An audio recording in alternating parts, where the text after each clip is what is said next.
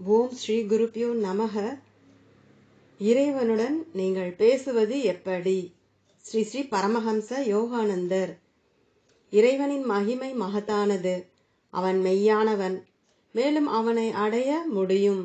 அமைதியாகவும் நிச்சயமாகவும் நீங்கள் வாழ்க்கை பாதையில் நடந்து செல்லும் போது உங்களை திருப்திப்படுத்தும் ஒரே பொருள், ஒரே குறிக்கோள் இறைவன்தான் என்ற அனுபூதியை நீங்கள் பெற்றுத்தான் ஆக வேண்டும்.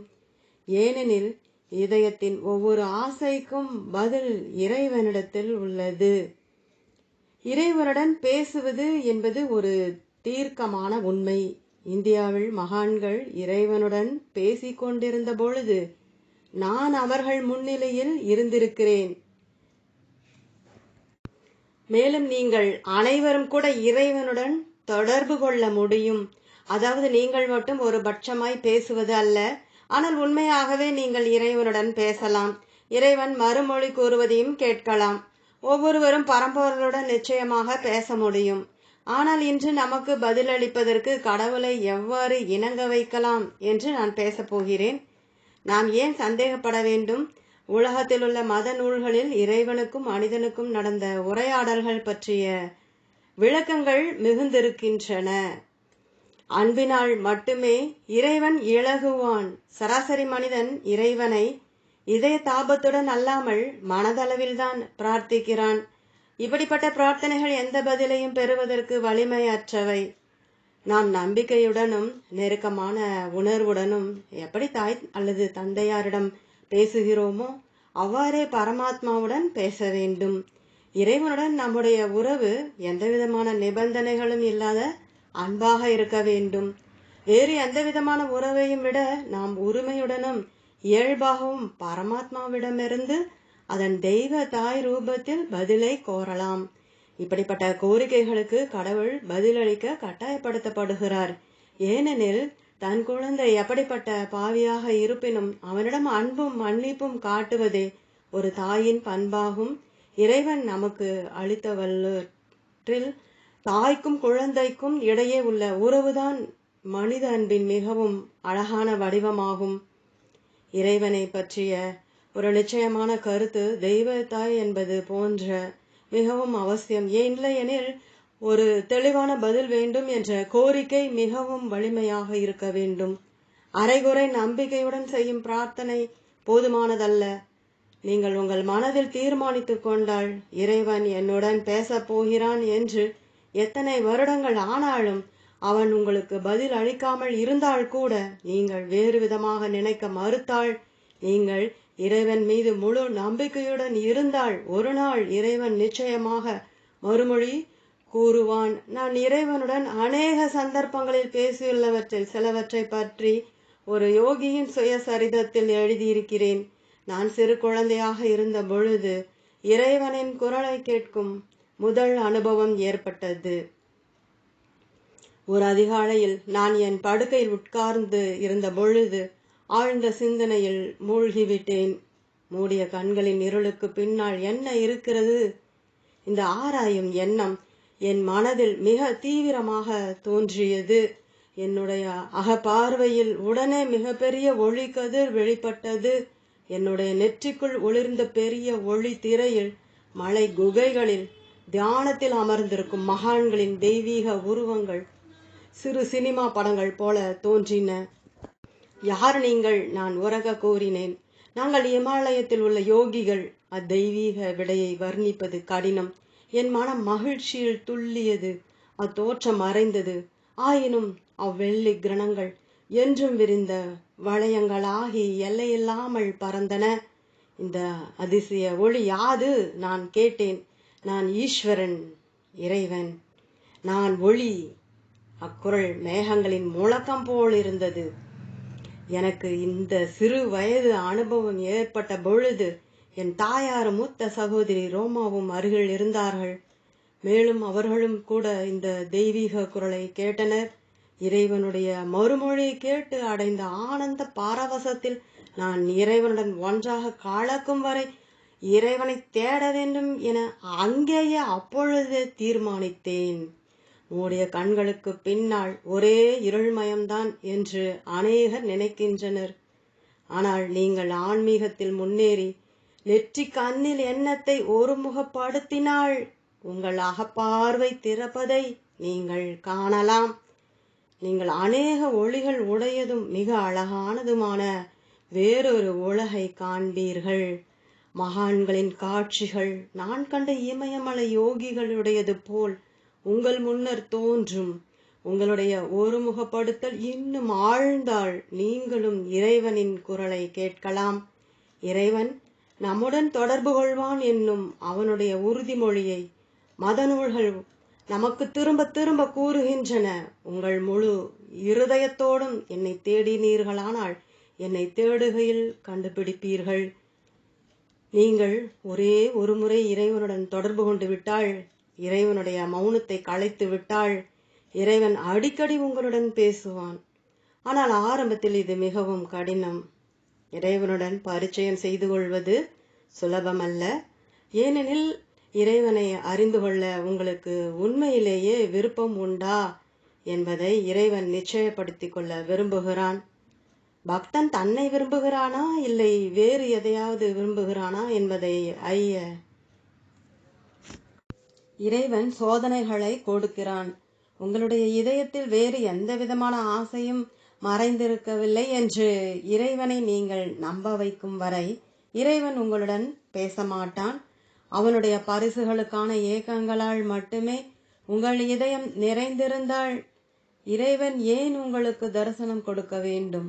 மனிதனுடைய அன்புதான் அவன் இறைவனுக்கு அளிக்கும் ஒரே பரிசு. மனிதனை சோதிப்பதற்காகவே முழு படைப்பும் திட்டமிடப்பட்டுள்ளது. உலகில் நம்முடைய நடத்தையின் மூலம் இறைவனை விரும்புகிறோமா அல்லது அவனுடைய பரிசு பொருட்களை விரும்புகிறோமா என்பதை நாம் வெளிப்படுத்துகிறோம். நீங்கள் எல்லாவற்றையும் விட இறைவனைத்தான் விரும்ப வேண்டும் என்று இறைவன் உங்களிடம் கூற மாட்டான். ஏனெனில் எந்த விதமான தூண்டலும் இல்லாமல் உங்களுடைய அன்பு நிபந்தனையின்றி கொடுக்கப்பட வேண்டும் என்று இறைவன் விரும்புகிறான். இந்த பிரபஞ்ச லீலையின் முழு ரகசியமும் இதுதான். நம்மை படைத்தவன் நமது அன்புக்காக இயங்குகிறான்.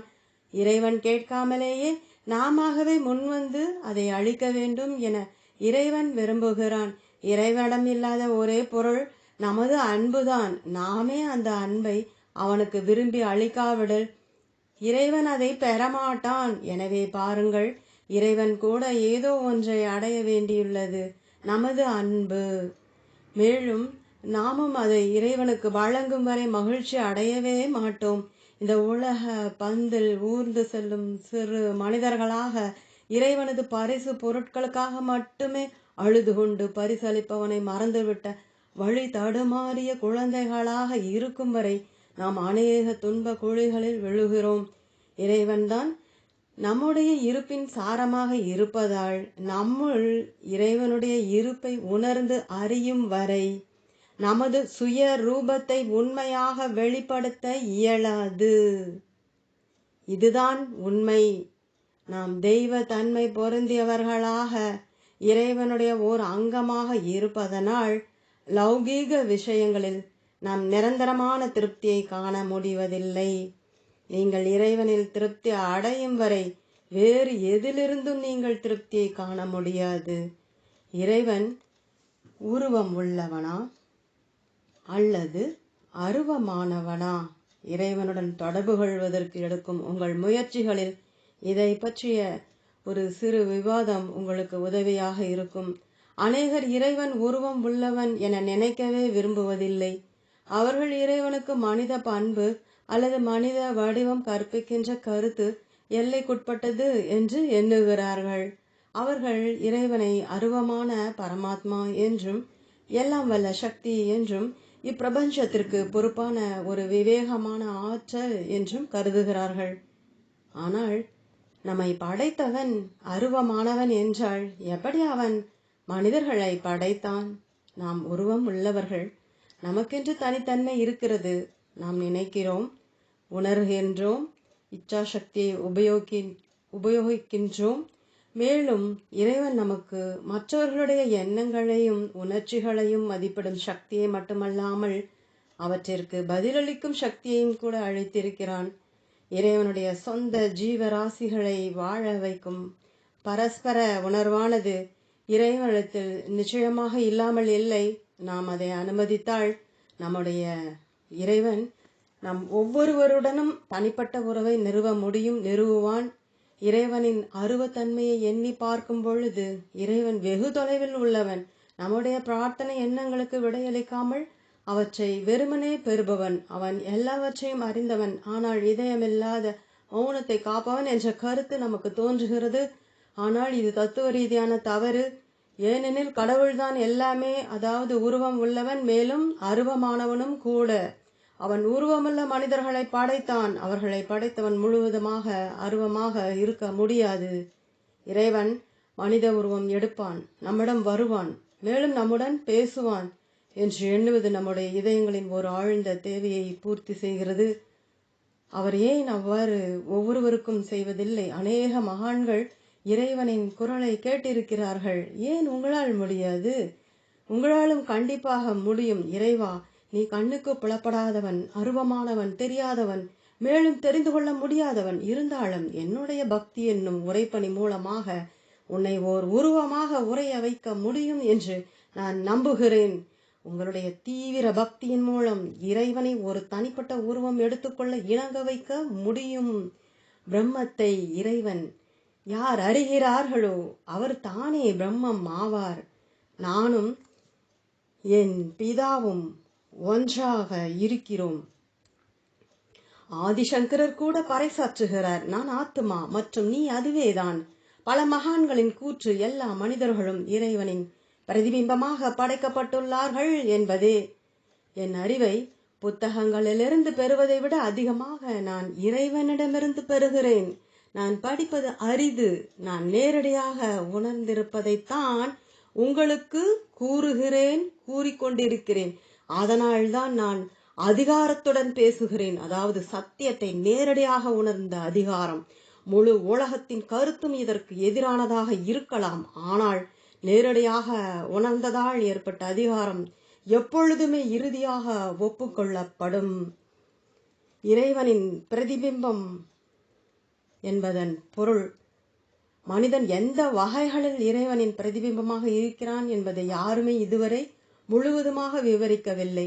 இறைவன் பிரம்மம், மனிதனும் அவனுடைய அடிப்படை தன்மையில் பிரம்மம்தான். ஆனால் மேலும் பல உண்மையான விளக்கங்களும் கூட உள்ளன. மனித சரீரம் முழுவதும், அதிலுள்ள உணர்வும் அசைவும் இறைவனின் சிறு பிண்ட பிரதிநிதி ஆகும். மைக்ரோ காஸ்மிக் உணர்வு நிலையில்தான் எல்லாம் அறிந்ததும் எங்கும் வியாபித்திருப்பதும் உள்ளது. நீங்கள் துருவ நட்சத்திரத்திலோ அல்லது செவ்வாய் கிரகத்திலோ இருப்பதாக உடனே நினைக்கலாம். எண்ணத்தில் உங்களுக்கும் வேறு எதற்கும் இடையே இடைவெளி இல்லை. எனவே மனிதனுக்குள் உள்ள இந்த உணர்வு நிலையின் தகுதியினால் இறைவன் பிரதிபிம்பமாக மனிதன் படைக்கப்பட்டிருக்கிறான் என்று கூறலாம். உணர்வு நிலை தன்னைத்தானே அறிந்து கொள்கிறது. அது உள்ளுணர்வின் மூலம் தன்னையே உணர்கிறது. இறைவன் பிரபஞ்ச உணர்வு மூலமாக படைப்பின் ஒவ்வொரு அணுவிலும் தன்னைத்தானே அறிந்து இருக்கிறான். மனிதனுக்கும் கூட பிரபஞ்ச உணர்வு நிலை என்னும் சக்தி இயற்கையிலேயே இருக்கிறது என்றாலும் ஒரு சிலர் தான் அதை விருத்தி செய்து கொள்கிறார்கள். மனிதனுக்கும் படைப்பவனைப் போல உலகங்களை கணத்தில் படைக்கும் இச்சா சக்தி இருக்கிறது. ஆனால் சிலர்தான் தங்களுக்குள் உள்ள இந்த சக்தியை விருத்தி செய்து கொள்கிறார்கள். பிராணிகள் பகுத்தறிய முடியாது, ஆனால் மனிதனால் முடியும். இறைவனுக்கு உள்ள எல்லா குணங்களும், உணர்வு நிலை, பகுத்தறிவு, இச்சா சக்தி, உணர்ச்சி, அன்பு மனிதனுக்கும் இருக்கின்றன. இப்படிப்பட்ட குணாதிசயங்களில் மனிதன் இறைவனின் பிரதிபிம்பமாக படைக்கப்பட்டிருக்கிறான் என்று கூறலாம். ஸ்தூல உடலானது சடப்பொருள் அல்ல, ஆனால் சக்திதான். நம் சரீரத்தில் உணர்கின்ற சக்தியானது ஒரு ஸ்தூல சரீர வாகனத்தை இயக்குவதற்கு மட்டுமே தேவையானதை விட அதிகமாக பரந்தகன்ற ஆற்றல் உள்ளதை உணர்த்துகின்றது. அண்ட சராசரங்களை காத்து இயக்கும் பிரபஞ்ச சக்தியின் ஆற்றலானது நம் உடல்களிலும் கூட அதிர்ந்து கொண்டிருக்கிறது. பிரபஞ்ச சக்தியானது இறைவனின் ஓர் அம்சமாகும். எனவே நாம் ஸ்தூல நோக்கிலும் கூட இறைவனின் பிரதிபிம்பமாக படைக்கப்பட்டிருக்கிறோம். நம் சரீரத்தில் உள்ள சக்திதான் என்ன? நாம் ஸ்தூல வடிவம் மூலக்கூறுகளால் ஆனது. மூலக்கூறுகள் அணுக்களால் ஆனவை, அணுக்கள் மின் துகள்களால் ஆனவை, மின் துகள்கள் பிராணசக்தி அல்லது உயிர் துகள்கள் எண்ணிலடங்காத கோடிக்கணக்கான சக்தி துகள்களால் ஆனவை. உங்களுடைய ஆன்மீக கண்ணின் உதவியுடன் உங்கள் சரீரமானது மினுமினுக்கும் ஒளித்துகள்களின் உங்கள் உடலில் உள்ள 27,000 பில்லியன் 1 பில்லியன் 100 கோடி செல்களிலிருந்து எழுகின்ற ஆற்றலின் ஒரு திரள் என்பதை காணலாம். மாயினால் தான் நீங்கள் சரீரத்தை ஒரு சதை பிண்டமாக பார்க்கிறீர்கள். உண்மையில் அது சடப்பொருள் அல்ல, ஆனால் சக்திதான். நீங்கள் சதையினாலும் இரத்தத்தினாலும் ஆக்கப்பட்டிருக்கிறீர்கள் என்று நினைப்பதால் சில நேரங்களில் உங்களை பலவீனன் என்று நீங்கள் கற்பனை செய்கிறீர்கள். ஆனால் உங்கள் உடம்பில் இறை உணர்வை பதிவு செய்தால் இந்த சதையானது நிலம், நீர், நெருப்பு, காற்று மற்றும் ஆகாயம் ஆகிய பஞ்ச அதிர்வலைகளால் ஆன ஒரு ஸ்தூல படைப்பை தவிர வேறு அல்ல என்பதை அறிந்து கொள்வீர்கள். மனித சரீரம் பிரபஞ்சத்தின் பஞ்ச பூத்தங்களால் ஆக்கப்பட்டது. இந்த முழு பிரபஞ்சமும், அதாவது இறைவனின் சரீரம், மனிதனின் சரீரம் ஆக்கப்பட்டிருக்கும் அதே 5 தத்துவங்களால் ஆக்கப்பட்டுள்ளது. நட்சத்திரங்களை போன்ற வடிவம் உள்ள மனித சரீரம் இந்த 5 தத்துவங்களின் கதிர்களை குறிக்கின்றன.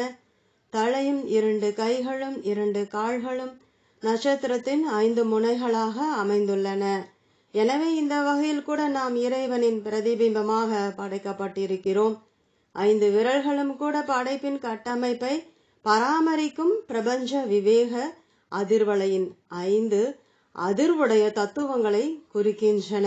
கட்டை விரலானது பெரும் பருமன் வாய்ந்த அதிர்வு தத்துவமான நிலத்தை குறிக்கிறது. அதனால்தான் அவ்விரல் தடிமனாக இருக்கிறது. ஆள்காட்டி விரல் நீர் தத்துவத்தை குறிக்கிறது. நடு விரல் விரைவில் பாயக்கூடிய நெருப்பு தத்துவத்தை குறிக்கிறது. எனவே அது மிக நீண்டதாக இருக்கிறது.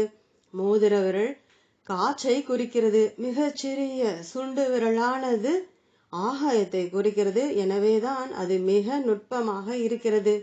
ஒவ்வொரு விரலையும் அழுத்தி தேய்ப்பதால் எந்த விரல் எந்த தத்துவத்தை குறிக்கின்றதோ அதன் சக்தியை ஊக்குவிக்கிறது. ஆகையால் நடு விரலையும் நெருப்பு தத்துவத்தை குறிப்பது, நாபியையும் தண்டுவடத்தில் மணிபூரகம் அல்லது நெருப்பு மையத்திற்கு எதிரில் அமைந்து ஜீரணத்தையும் உட்கிரகித்தலையும் செயலாற்றும் பகுதி தேய்ப்பதானது அஜீரணத்தை சீராக்க உதவி புரியும். இறைவன் படைப்பில் அசைவை வெளிப்படுத்துகிறான். அசைவை வெளிக்காட்ட வேண்டும் என்ற தூண்டுதலால் மனிதன் கால்களையும் பாதங்களையும் வளர செய்து கொண்டுள்ளான். பாத விரல்கள் சக்தியின் 5 கதிர்களின் ஸ்தூல தோற்றங்கள் ஆகும்.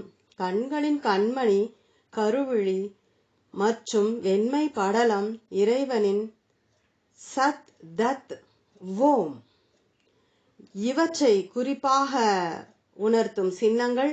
நீங்கள் புருவங்களுக்கு இடையில் ஒருமுகப்படும் பொழுது 2 கண்களிலிருந்தும் புறப்படும் மின் சக்தியானது ஒரே ஒளியாக பிரதிபலித்து நீங்கள் ஆன்மீக கண்ணை காண்கிறீர்கள். இந்த திவ்ய கண்தான் இறைவனின் விழியாகும். நம் துவைத பிரபஞ்சத்தில் நிலவும் சார்பியல் கோட்பாட்டினால் நாம் 2 கண்களை வளர்த்து கொண்டிருக்கிறோம். இறைவனின் நெற்றிக்கண்ணாகிய இந்த ஆன்மீக கண் மூலமாக நாம் பார்த்தோமானால் எல்லா படைப்பும் ஒரே பொருளினால், அதாவது அவனுடைய ஒளியினால் மட்டுமே படைக்கப்பட்டுள்ளது என்று உணரலாம். தொடரும் ஓம்.